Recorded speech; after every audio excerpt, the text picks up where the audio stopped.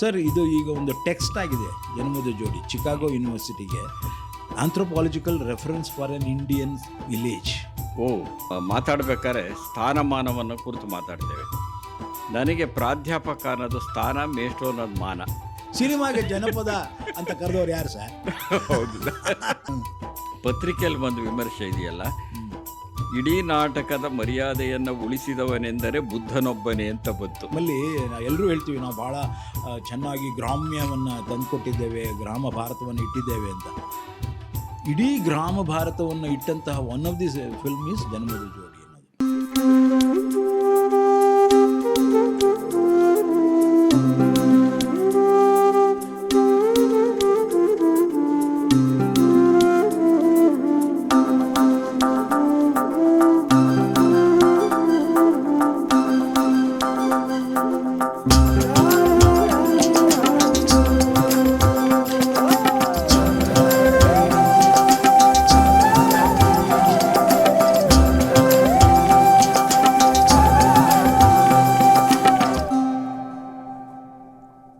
ನಮಸ್ಕಾರ.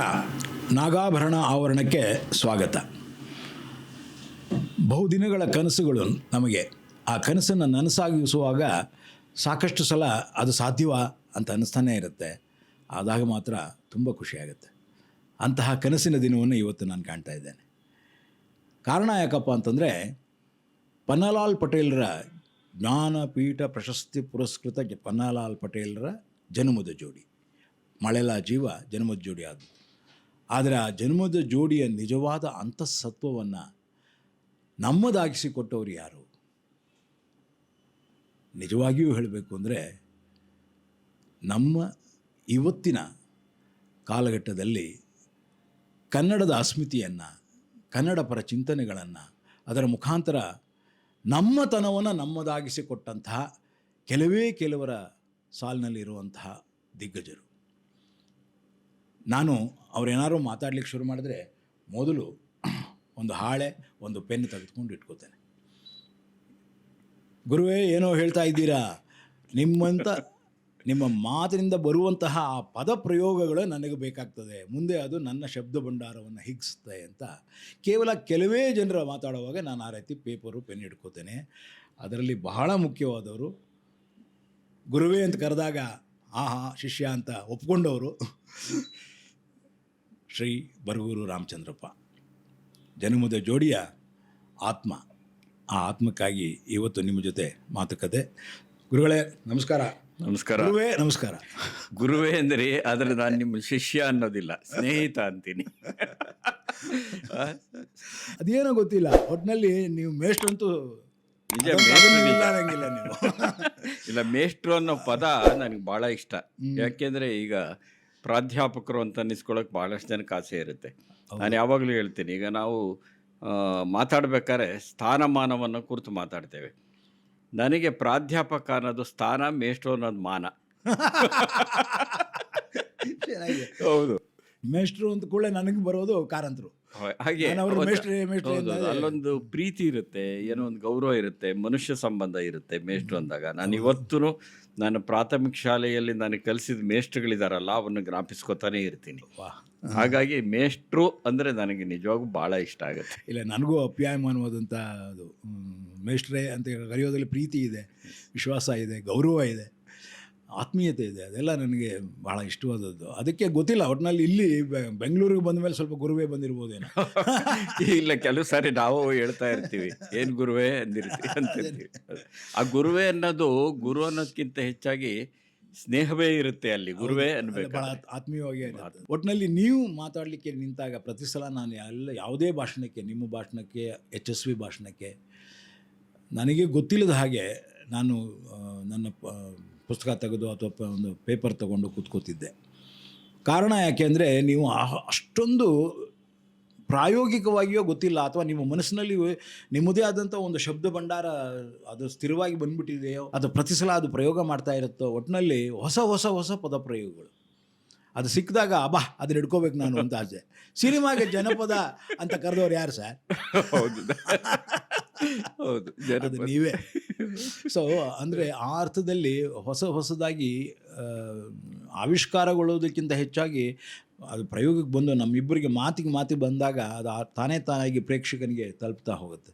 ಅಂತ ಹಲವು ಲಕ್ಷ ಪ್ರಯೋಗಗಳನ್ನ ನೀವು ಮಾಡಿದ್ದೀರಿ. ಧನ್ಯವಾದ. ಇಷ್ಟೆಲ್ಲ ಅದು ನಾನು ಎಷ್ಟರ ಮಟ್ಟಿಗೆ ಮಾಡಿದ್ದೀನೋ ಬಿಟ್ಟಿದ್ದೀನೋ ಅದನ್ನು ಗುರುತಿಸಿದಿರಲ್ಲ, ಅದು ಭಾಳ ಸಂತೋಷ. ಆಮೇಲೆ ಒಂದು ಮಾಧ್ಯಮ ಆದರೆ ಅದು ಅಷ್ಟು ಮಾತ್ರ ಅಂತ, ನೀವು ಕೇವಲ ಒಂದೇ ಮಾಧ್ಯಮವನ್ನಲ್ಲ, ನೀವು ಮಲ್ಟಿ ಮಾಧ್ಯಮಗಳು, ಅಂದರೆ ಎಲ್ಲ ಮಾಧ್ಯಮಗಳಲ್ಲಿ ನಿಮ್ಮನ್ನು ನೀವು ತೊಡಗಿಸ್ಕೊಂಡವರು. ಹಾಗಾಗಿ ಸಿನಿಮಾ ಕೂಡ ನಿಮ್ಮ ಜೊತೆಯಲ್ಲಿ ಅದು ಎಷ್ಟು ಚೆನ್ನಾಗಿ ಬೆಳ್ಕೊಂಡು ಬಂದಿದೆ ಅಂದರೆ ನಿಮ್ಮದೇ ಸಿನಿಮಾಗಳ ಉದಾಹರಣೆ ಕೊಟ್ಟರು ಭಾಳ ದೊಡ್ಡ ಪಟ್ಟಿನೇ ಆಗ್ತದೆ. ಸೊ ಆ ಅರ್ಥದಲ್ಲಿ ಸಾಹಿತಿಯಾಗಿ, ಸಿನಿಮಾ ಸಾಹಿತಿಯಾಗಿ, ಮತ್ತು ಎಲ್ಲದಕ್ಕಿಂತ ಹೆಚ್ಚಾಗಿ ಸಿನಿಮಾ ನಿರ್ದೇಶಕನಾಗಿ, ನಿರ್ಮಾಪಕನಾಗಿ ಕೈ ಸುಟ್ಕೊಂಡು, ಅದು ಬ್ರ್ಯಾಕೆಟಲ್ಲಿ ಹೇಳಬೇಕು, ಕೈ ಸುಟ್ಕೊಂಡ ಮೇಲೆ ಬಿಟ್ಬಿಟ್ಟೆ. ಅದು ಕೈ ಸುಟ್ಕೊಂಡಿದ್ದು ವಾಸಿ ಮಾಡ್ಕೊಳ್ಳೋಕ್ಕೆ 16 ವರ್ಷ ಆಯಿತು ಅಲ್ವಾ? ನಾವೆಲ್ಲರೂ ಅದನ್ನು ಆ ಫೇಸ್ ದಾಟಿದ್ದೀವಿ ಒಟ್ಟಿನಲ್ಲಿ. ಆದರೆ ನಾವು ನಿಲ್ಲಿಸಿಲ್ಲ, ನಮ್ಮ ಪ್ರಯೋಗಗಳನ್ನ ನಿಲ್ಲಿಸಿಲ್ಲ. ನಿಮ್ಮ ಇದನ್ನೇ ನೋಡಿದ್ರು ಕೂಡ, ಇವಾಗ ಸಿನಿಮಾಗಳ ನಿಮ್ಮ ಪಟ್ಟಿಯಲ್ಲಿ ನೋಡಿದ್ರು ಕೂಡ ಎಷ್ಟೊಂದು ಪ್ರಯೋಗಗಳನ್ನ ನೀವು ಮಾಡಿದ್ರಿ ಅಂತ. ಹಾಗೆ ನನಗೆ ಪ್ರಯೋಗ ಮಾಡುವಾಗಲೂ ಕೂಡ ನನಗೆ ಸಾಥ್ ಕೊಟ್ರಿ. ನೀವು ಬೇರೆ ಯಾರಿಗೂ ಬರದೇ ಇಲ್ಲ. ಹೌದು, ನನ್ನ ಗೊತ್ತಿದ್ದ ಹಾಗೆ ಜನಮತ್ ಜೋಡಿ ಬರೆದಿದ್ದಾದ ಮೇಲೆ ಅಲ್ಲಿಂದಲೇ ನನಗೆ ಕರೆ ಬರೋಕ್ಕೆ ಶುರು ಆಯಿತು. ಕುರುಬನ ರಾಣಿಗೆ ಬರೆದೆ, ಆಮೇಲೆ ಜೋಡಿ ಹಕ್ಕಿಗೆ ಬರೆದೆ, ಆಮೇಲೆ ಅಶೋಕ್ ಅವರು ನಾನೇ ನಿರ್ಮಾಣ ಮಾಡ್ತಿದ್ದೀನಿ, ನಮ್ಮೂರು ಹುಡುಗ ಬರೀರಿ ಅಂತ ಅಂದರು. ಸೊ ಅದು ಬಿಟ್ಟು ಬೇರೆ ಯಾರಿಗೂ ಬರೆಯೋಕ್ಕೆ ಹೋಗಿಲ್ಲ. ಕೆಲವರಿಗೆ ಮಾತ್ರ ಅಪರೂಪಕ್ಕೆ ಅಂದರೆ ಬೆರಳೆಣಿಕೆ, ಅದು 10 ಮೀರೋದಿಲ್ಲ ಅಂತ ಹಾಡುಗಳು ಬರ್ಕೊಟ್ಟಿದ್ದೀನಿ ಅಷ್ಟೇ. ನಮ್ಮ ಸ್ನೇಹಿತರಿಗೆ ಬರ್ಕೊಟ್ಟಿದ್ದೀನಿ. ಈಗ ಶಿವರುದ್ರಯ್ಯ ಕೇಳಿದಾಗ ಬರ್ಕೊಟ್ಟಿದ್ದೀನಿ. ಸೊ ಇನ್ಯಾರೋ ಕೇಳಿದರು, ಯಾವುದೋ ಒಂದು ಶೀರ್ಷಿಕಾ ಗೀತೆ ಬೇಕು ಅಂತ ಅಂದರು, ಹಳ್ಳಿ ಸಂಬಂಧದ್ದು ಧಾರಾವಾಹಿಗೆ ಬರ್ಕೊಟ್ಟೆ. ಅಷ್ಟು ಬಿಟ್ಟರೆ ಬಟ್ ಅವು ಯಾವ ಸಂಭಾವನೆಗೆ ಮಾಡಲಿಲ್ಲ, ನಾನು ಸ್ನೇಹಕ್ಕಾಗಿ ಮಾಡಿದ್ದಷ್ಟೇ.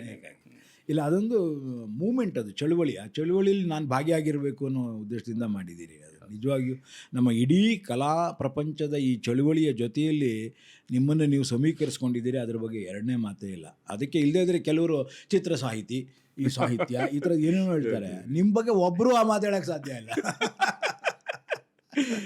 ಇಲ್ಲ, ನಾನು ಒಂಥರ ಚಳುವಳಿಗಳ ಸಂಗಾತಿ. ಹೌದು, ಸಿನಿಮಾನೂ ನನಗೊಂದು ಚಳುವಳಿ ಅನ್ನೋ ಥರನೇ ನಾನು ಭಾವಿಸ್ಕೊಂಡಂತ. ನಾನು ಅದನ್ನು ಹೇಳೋಣಿದ್ದೆ, ನಿಜವಾಗ್ಲೂ ಅದೇನೆ. ನೀವು ನಿಜವಾಗಿಯೂ ಕೂಡ ಒಂದು ಮೂವ್ಮೆಂಟನ್ನು ಕ್ರಿಯೇಟ್ ಮಾಡಿದ್ರಿ.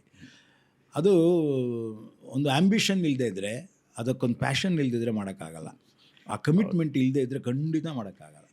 ನಿಮ್ಮಲ್ಲಿ ಆ ಕಮಿಟ್ಮೆಂಟನ್ನು ನಾನು ಕಂಡಿದ್ದೇನೆ. ಸಿನಿಮಾ ಆಗಲಿ, ವಾಸ್ತವವಾಗಿ ನಾನು ನಟ ಆಗಬೇಕು ಅಂತಿದ್ದರು, ಗೊತ್ತಾ ನಿಮಗೆ? ಹೊಸ ಸುದ್ದಿ, ಶೀರ್ಷಿಕೆಗೆ ಹೋಗುತ್ತಪ್ಪ ಇದು, ಬರ್ಗೂರು ನಟರಾಗಬೇಕೆಂದಿದ್ದು. ಹೌದೌದು. ನಾನು ಸಿನಿಮಾ ನೋಡೋಕ್ಕೆ ಶುರುವಾದಾಗ ನಟ ಆಗಬೇಕು ಅಂತ ಆಸೆ ಇತ್ತು. ನಾನು ಪಾವಗಡ ತಾಲೂಕಿನಲ್ಲಿ ಕೊಂಡೇತಿಮ್ಮನಹಳ್ಳಿ ಅಂತ ಒಂದು ಊರು. MA ಓದೋದಕ್ಕೆ ಮುಂಚೆ ಅಲ್ಲಿ ಹೈಸ್ಕೂಲ್ ಮೇಸ್ಟರ್ ಆಗಿದ್ದೆ. ಅಂದರೆ ನಮ್ಮ ತಂದೆಗೆ MA ಕಳಿಸೋದಕ್ಕೆ ಹಣ ಇರಲಿಲ್ಲ. ಹಾಗಾಗಿ ನಾನೇನು ಮಾಡಿದೆ, ಹೈಸ್ಕೂಲ್ ಮೇಸ್ಟ್ರಾಗಿ ಹೋಗಿ ಅದನ್ನು ದುಡಿದು 1 ವರ್ಷದ ಸಂಬಳ ನನ್ನ ತಂದೆ ಕೈ ಕೊಟ್ಬಿಟ್ಟು ಬೆಂಗಳೂರಿಗೆ ಬಂದೆ MA ಓದೋದಕ್ಕೆ. ಚಿತ್ರದಲ್ಲಿ ಇದ್ಕೊಂಡು ಬೆಂಗಳೂರಿನಲ್ಲಿ MA ಓದಿದೆ. ಹುಡುಗರಿಗೆ ಪಾಠ ಮಾಡಿಕೊಂಡು ಆ ಹಣದಲ್ಲಿ ನಾನು MA ಓದಿದ್ದುಂಟು. ಅಲ್ಲಿ 1 ವರ್ಷ ಇದ್ದಿದ್ದು ನಾನು.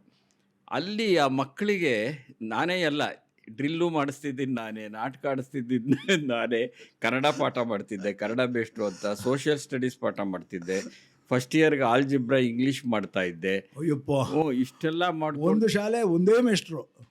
ಅಂದರೆ ಬೇರೆಯವರು ಇದ್ದರು. ನನಗೆ ಹೆಡ್ ಮಾಸ್ಟರ್ ಪಾಪ ಭಾಳ ಸ್ವಾತಂತ್ರ್ಯ ಕೊಟ್ಟಿದ್ರು. ತಗೊಳ್ಳಿ, ಅಂದರೆ ಬೇರೆ ಬೇರೆ ಇದನ್ನು ಕೊಡೋರು ಇದ್ದರೆ 4-5 ಜನ ಮೇಷ್ಟ್ರುಗಳು, ಅದರಲ್ಲಿ ಹಂಚ್ಕೊಂಡು ಮಾಡ್ತಾ ಇದ್ವಿ. ಆಗ ಅನೇಕ ನಾಟಕಗಳನ್ನು ಬರೆದಿದ್ದೀನಿ ನಾನು. ನಾಟಕಗಳನ್ನು ಬರೆದು ಆಡಿಸಿ ನಿರ್ದೇಶನ ಮಾಡಿ ನಟನೆ ಮಾಡಿ ಆಮೇಲೆ ನಾಟಕಗಳನ್ನು ಪ್ರಕಟಿಸಬಾರದು, ಯಾಕೆಂದರೆ ಕನ್ನಡ ನಾಟಕ ಸಾಹಿತ್ಯಕ್ಕೆ ಸ್ವಲ್ಪ ಆರೋಗ್ಯವಾಗಿರಲಿ ಅದು ಅಂತ. ನಾಟಕ ಬರೆಯೋದು ನನ್ನ ಮಾಧ್ಯಮ ಅಲ್ಲ ಅಂತ ನನಗೆ ನಾನೇ ವಿಮರ್ಶೆ ಮಾಡ್ಕೊಂಡು ಕೈ ಬಿಟ್ಟಿದ್ದೀನಿ. ಆಮೇಲೆ ಆ ಸಿನಿಮಾಗಳು ನೋಡ್ತಾ ಇದ್ನಲ್ಲ ನಾನು. ನಮ್ಮ ಊರಿಗೆ ಹತ್ತಿರದಲ್ಲಿ ಹಾರೋಗೇರೆ ಅಂತಿದೆ. ನಮ್ಮ ಊರಿಗೆ 6 ಕಿಲೋಮೀಟ್ರ್ ಅಷ್ಟೇ ಆಂಧ್ರ. ಹೌದೌದು, ಆಂಧ್ರ ಬಾರ್ಡ್ರು. ಮಡಕ್ಷಿರ ತಾಲೂಕು 6 ಕಿಲೋಮೀಟ್ರ್. ತೆಲುಗು ಚೆನ್ನಾಗೇ ಬರುತ್ತೆ ನಿಮಗೆ? ಇಲ್ಲ, ವಿಶೇಷ ಅದಕ್ಕೆ ಅದನ್ನು ಹೇಳೋಕ್ಕೆ ನಾನು ಹೊರಟೆ. ಅವರೆಲ್ಲ ಕನ್ನಡ ಮಾತಾಡ್ತಾರೆ, ನಾವು ತೆಲುಗು ಮಾತಾಡೋಲ್ಲ. ಅಂದರೆ ಆ ಗಡಿ ಭಾಗದಲ್ಲಿ ಇರೋರೆಲ್ಲ ನಮ್ಮೂರಿಗೆ ಬರಬೇಕಾಗಿತ್ತು ಬಸ್ ಹತ್ತೋದಕ್ಕೆ, ಓದೋದಕ್ಕೆ. ಹೀಗಾಗಿ ನಮ್ಮೂರಲ್ಲಿ ಒಬ್ಬರು ತೆಲುಗು ಮಾತಾಡೋದಿಲ್ಲ. ಆದರೆ ಆ ಬಾರ್ಡ್ರ್ ಆ ಕಡೆ ಇರೋರು ಎಲ್ಲರೂ ಕನ್ನಡ ಮಾತಾಡ್ತಾರೆ. ಸೊ ನಮ್ಮೂರಲ್ಲಿ ಈ ಸಿನಿಮಾಕ್ಕೆ ಈ ಟೂರಿಂಗ್ ಟಾಕೀಸ್ಗೆ ಪರ್ಮಿಷನ್ ಕೊಡ್ತಿರ್ಲಿಲ್ಲ, ಕೆಟ್ಟೋಗ್ಬಿಡ್ತಾರೆ ಅಂತೇಳಿ. ಅದಕ್ಕೆ ಹಾರೋಗೆರೆ ಅಂತಿತ್ತು. ಹಾರೋಗೆರೆ ಅನ್ನೋ ಊರೇ ಕೊನೆ ಊರು ಆ ಕಡೆ. ಅಲ್ಲಿ ಗ್ರಾಮ ಪಂಚಾಯತಿದು NOC ಬೇಕಾಗಿತ್ತು, ಕೊಡೋರು ಟೂರಿಂಗ್ ಟಾಕೀಸ್. ಅಲ್ಲಿ ಹೋಗ್ಬಿಟ್ಟು ನಾವು ನಡ್ಕೊಂಡು ಹೋಗ್ಬಿಟ್ಟು ರಾತ್ರಿ ಹೊತ್ತು ಸಿನಿಮಾ ನೋಡಿ ಬರೋದು. ರಾತ್ರಿ ಎಷ್ಟೊತ್ತಾಗಿರುತ್ತೆ ಟೂರಿಂಗ್ ಟಾಕೀಸು. ಟೂರಿಂಗ್ ಟಾಕೀಸಲ್ಲಿ ರಾತ್ರಿ 10:30 11 ಗಂಟೆ ಮೇಲೆ ವಾಪಸ್ಸು ಅಲ್ಲೇ ನಾನು ರಾಜ್ಕುಮಾರ್ ಅವ್ರ ಸಿನಿಮಾ ನೋಡಿದ್ದು, ವಾವ್. ಎ ನಾಗೇಶ್ವರ ಅವ್ರ ಸಿನಿಮಾ ನೋಡಿದ್ದು. ನನಗೆ ತೆಲುಗಿನಲ್ಲಿ ಎ ನಾಗೇಶ್ವರ ಸಿನಿಮಾಗಳು ಅಂದರೆ ಈ ಕ್ಷಣದವರೆಗೂ ಬಿಡದೆ ನೋಡ್ತಿದ್ದೀನಿ. ಹಾಗೆ ರಾಜ್ಕುಮಾರ್ ಸಿನಿಮಾಗಳನ್ನ ಮೊದಲ ಆದ್ಯತೆಯಾಗಿ ನೋಡ್ತಾ ಬಂದಿದ್ದೀನಿ. ಆವಾಗ ಅನ್ಸಕ್ಕೆ ಶುರುವಾಯಿತು, ನಾನು ಯಾಕೆ ನಟ ಆಗಬಾರ್ದು. ಆ್ಯಕ್ಚುಲಿ ನಾಟಕಗಳಲ್ಲಿ ಪಾತ್ರ ಮಾಡ್ತಾ ಇದ್ದೆ ನಾನು. MA ಓದ್ಬೇಕಾದ್ರೆ ನಾನು ಪಾತ್ರ ಮಾಡಿದ್ದೆ. ಮಾಸ್ತಿ ಅವರು ಯಶೋಧರ ಇದೆಯಲ್ಲ, ಅದು MA ಓದಬೇಕಾದ್ರೆ ನಾನು ಸುವರ್ಣ ಮಹೋತ್ಸವ ನಡೀತು ಕರ್ನಾಟಕ ಸಂಘದ್ದು. ನಾನು ಚುನಾಯಿತ ಕಾರ್ಯದರ್ಶಿ ಕರ್ನಾಟಕ ಸಂಘಕ್ಕೆ ಸೆಂಟ್ರಲ್ ಕಾಲೇಜಲ್ಲಿ. ಸೊ ಆವಾಗ 3 ನಾಟಕಗಳನ್ನು ಆಡಿದರು. ಅದರಲ್ಲಿ ಯಶೋಧರನೂ ಒಂದು. ಅದರಲ್ಲಿ ಬುದ್ಧನ ಪಾತ್ರ ಮಾಡಿದ್ದೆ. ವಿಶೇಷ ಏನು ಗೊತ್ತಾ, ಬುದ್ಧಂದು ಯಶೋಧರ ನಾಟಕಕ್ಕೆ ಎಲ್ಲ ಹೆಣ್ಣು ಮಕ್ಕಳು ಮಾಡೋದು ಅಂತಾಗಿತ್ತು, ಇನ್ನೊಂದು ಹುಡುಗರು ಮಾಡೋದು ಅಂತ ಆಗಿತ್ತು. ಸೊ ಈ ಥರ 2 ನಾಡು, ಅಶ್ವತ್ಥಾಮನ್ ಹುಡುಗರು ಮಾಡೋದು, ಯಶೋಧರ ಹುಡುಗಿಯರು ಮಾಡೋದು. ಅದರಲ್ಲಿ ಬುದ್ಧನ ಪಾತ್ರಕ್ಕೆ ಯಾರೂ ಸೆಟ್ ಆಗಲಿಲ್ಲ ಅಂತ ಕಾವ್ಯಂ ರಾಜಗೋಪಾಲರು ಅದಕ್ಕೆ ನಿರ್ದೇಶಕರು ಅವರು ಕರೆದು ಕೆಲವು ಪುಟಗಳನ್ನ ರೀಡಿಂಗ್ ಮಾಡಿಸ್ಬಿಟ್ರು. ಒಂದಷ್ಟು ಜನ ಹುಡುಗರು ಕೂಡಿಸ್ಕೊಂಡು ನನ್ನ ಸೆಲೆಕ್ಟ್ ಮಾಡಿಬಿಟ್ರು. ಆದರೆ ಆಹ್ವಾನ ಪತ್ರಿಕೆಯಲ್ಲಿ ಯಶೋಧರ ನಾಟಕ ವಿದ್ಯಾರ್ಥಿನಿಯರಿಂದ ಅಂತಲೇ ಇದೆ. ಸದ್ಯ ಅಷ್ಟು ಚೆನ್ನಾಗಿದೆ, ಅಷ್ಟಕ್ಕೆ ಮಾತ್ರ ವಿದ್ಯಾರ್ಥಿನಿಯರಿಂದ ಅಂತಲಿದೆ. ನಾನು ವಿದ್ಯಾರ್ಥಿನಿಯರೇ ಆಗ್ಬಿಟ್ಟೆ ಅಲ್ಲಿ. ಅದ್ರ ವಿಶೇಷ ಏನಂದ್ರೆ ಅದನ್ನ ಅಭಿನಯಿಸಿದಾಗ ಪತ್ರಿಕೆಯಲ್ಲಿ ಒಂದು ವಿಮರ್ಶೆ ಇದೆಯಲ್ಲ, ಇಡೀ ನಾಟಕದ ಮರ್ಯಾದೆಯನ್ನು ಉಳಿಸಿದವನೆಂದರೆ ಬುದ್ಧನೊಬ್ಬನೇ ಅಂತ ಬಂತು. ಆದ್ರಿಂದ ನನ್ನ ನಟ ಆಗ್ಬೋದು. ಬಟ್ ಆಮೇಲೆ ಅನ್ಸಕ್ ಶುರುವಾಯಿತು ನನಗೆ. ನಾನು ಓದ್ತಾ ಈಗ ನಮ್ಮ ಸಿದ್ಲಿಂಗಯ್ಯನವರು ಬಂಗಾರದ ಮನುಷ್ಯ ಇತ್ಯಾದಿ ಮಾಡಿದ್ರು. ಅವ್ರು ನನ್ನ ತಾಲೂಕಿನವರೇ. ಅವ್ರ ಸಂಪರ್ಕ, ಎನ್ ಲಕ್ಷ್ಮೀನಾರಾಯಣ ಅವ್ರ ಸಂಪರ್ಕ, KM ಶಂಕರಪ್ಪ ಅವ್ರ ಸಂಪರ್ಕ. ಶಂಕರಪ್ಪನೂ ನಮ್ಮ ಜಿಲ್ಲೆಗೆ ಸೇರಿದವರು. ಇವ್ರು ಬಂದಾಗ ಆಮೇಲೆ ಅನ್ಸಕ್ಕೆ ಶುರುವಾಯಿತು, ನಟ ಅಲ್ಲಪ್ಪ, ನಟನನ್ನು ನಿಯಂತ್ರಿಸುವವನೇ ಯಾರು. ಅಂದರೆ ಈ ಒಟ್ಟಾರೆ ನಾನು ಇನ್ನೂ ಹೆಚ್ಚು ಕ್ರಿಯೇಟಿವ್ ಆಗಿರ್ಬೋದು ಅಂತ ಓದೋಕ್ಕೆ ಶುರು ಮಾಡಿದೆ ನಿರ್ದೇಶಕನಾಗ. ಹಾಗಾಗಿ ನಟನಿಂದ ನಿರ್ದೇಶಕರಾಗಿ ಸ್ಥಿತ್ಯಂತರಗೊಂಡಿದ್ದ ಕಥೆ ಇದು. ಭಾಳ ಒಳ್ಳೆ ಸ್ಥಿತ್ಯಂತರ ಕೂಡ. ಅದು ಗೊತ್ತಿಲ್ಲ, ನಟರಾಗಿದ್ರೆ ಇನ್ನೇನೋ ಭಾಳ ಚೆನ್ನಾಗಿರೋ ಗೊತ್ತಿಲ್ಲ ಅದು ಒಟ್ಟಿನಲ್ಲಿ. ಆದರೆ ನೀವು 1970ರ ದಶಕದಲ್ಲಿ ಅಂತ ಕಾಣುತ್ತೆ, ರಂಗಭೂಮಿಯ ಒಂದು ಹೊಸ ಚಳುವಳಿ ಶುರುವಾದಾಗ.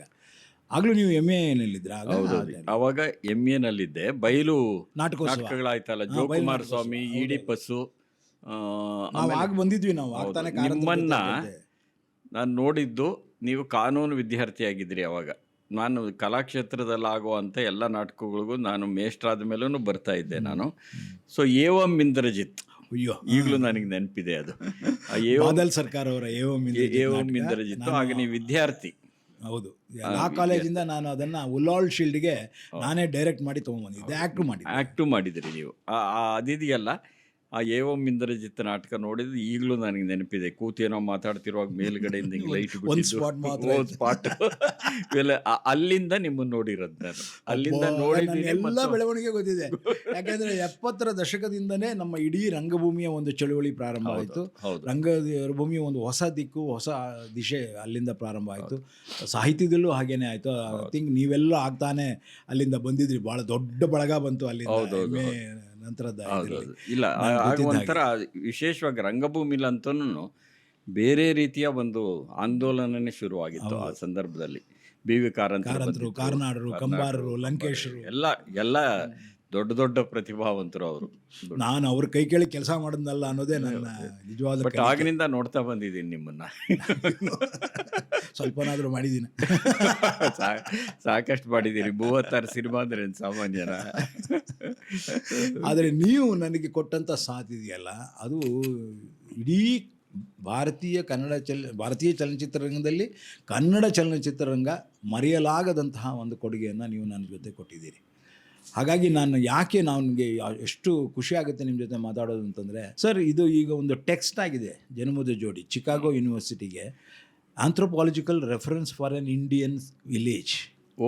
ಇದು ಗೊತ್ತಿರಲಿಲ್ಲ ಇದು ನನಗೆ. ಸ್ವಾಮಿನಾಥನ್ ರೆಫರ್ ಮಾಡಿ, Swaminathan one of the economist of ಹೌದೌದು. India, hmm. ಅವ್ರು ರೆಫರ್ ಮಾಡಿ, ನಾನು ಆಗಿನ ಕಾಲದಲ್ಲಿ ಅದನ್ನು ಹೆಂಗೋ ಮಾಡಿ ಒಂದು ಟ್ರಾನ್ಸ್ಫರ್ ಮಾಡೋಕ್ಕಾಗದಿದ್ದಾಗ ಮುಂಬೈನಲ್ಲಿ ಟ್ರಾನ್ಸ್ಫರ್ ಮಾಡಿಸಿ ಅದನ್ನು ಕಳಿಸ್ಕೊಟ್ಟು ಪ್ರೊಫೆಸರ್ ಪೆಂಡ್ಕೂರ್ ಅಂತ ಹೇಳಿ ಅದನ್ನು ಪಾಠ ಮಾಡಿದ್ದಾರೆ ಅಲ್ಲಿ. ಓ, ಆ ಇಡೀ 2 ವರ್ಷ ಅದು ಅದು ಪಠ್ಯವಾಗಿತ್ತು. ಕನ್ನಡಕ್ಕೆ ಸಿಕ್ಕಿದ ಗೌರವ ಅದು. ನಮಗೆಲ್ಲ ಕೆಲಸ ಮಾಡಿದವ್ರಿಗೆ ಒಂದು ಸಂತೋಷ, ಸಂಭ್ರಮ. ನಾನು ಆ ಇದಕ್ಕೆ ಹೇಳಿದ್ದು, ಅವರಲ್ಲಿ ಎಷ್ಟು ಅಥೆಂಟಿಕ್ ಎತ್ನಿಸಿ ಇದೆಯಲ್ಲ, ಆ ಎತ್ನಿಸಿಟಿ ಭಾಳ ಕಮ್ಮಿ. ನಮ್ಮಲ್ಲಿ ಎಲ್ಲರೂ ಹೇಳ್ತೀವಿ ನಾವು ಭಾಳ ಚೆನ್ನಾಗಿ ಗ್ರಾಮ್ಯವನ್ನು ತಂದುಕೊಟ್ಟಿದ್ದೇವೆ, ಗ್ರಾಮ ಭಾರತವನ್ನು ಇಟ್ಟಿದ್ದೇವೆ ಅಂತ. ಇಡೀ ಗ್ರಾಮ ಭಾರತವನ್ನು ಇಟ್ಟಂತಹ one of the film is Janmada Jodi ಅನ್ನೋದು. ಹೌದು. ಅದರಲ್ಲಿ ನಿಮ್ಮ ಪಾತ್ರ ಬಹಳ ದೊಡ್ಡ ಪಾತ್ರ. ಸೊ ಹಾಗಾಗಿ ನಾವೆಲ್ಲ ಒಟ್ಟಿಗೆ ಅದನ್ನು ಸಾಧಿಸ್ಕೊಂಡಿದ್ದೇವೆ. ಯಾಕೆಂದರೆ ಸಿನಿಮಾ ಅಂದರೆ ಒಂದು ಸಾಂಘಿಕ ಕಾರ್ಯ, ಸಂಘಟಿತ ಕಾರ್ಯ. ಸೊ ಅಲ್ಲಿ ನಿಮ್ಮ ಕೊಡುಗೆ, ನಿಮ್ಮ ಜೊತೆಲಿ ನಾನು ಸೇರ್ಕೊಂಡಿದ್ದರಿಂದ ನಮಗೂ ಒಂದು ಗರಿ ಮೂಡ್ತು ಅಲ್ಲ, ಅನ್ನೋದಿದೆಯಲ್ಲ, ಅದನ್ನು ಸ್ವಲ್ಪ ತಿದ್ಕೋಬೇಕು. ನಿಮ್ಮ ಜೊತೆ ನಾನು ಸೇರ್ಕೊಂಡಿದ್ದು ಅಂತ. ಯಾಕೆಂದರೆ ನೀವು ನಿರ್ದೇಶಕರು, ಕ್ಯಾಪ್ಟನ್ ನೀವೇ. ಅದರಿಂದ ನೀವು ನನ್ನ ಜೊತೆ ಸೇರಿದ್ದಲ್ಲ, ನಾನು ನಿಮ್ಮ ಜೊತೆ ಸೇರಿದ್ದು.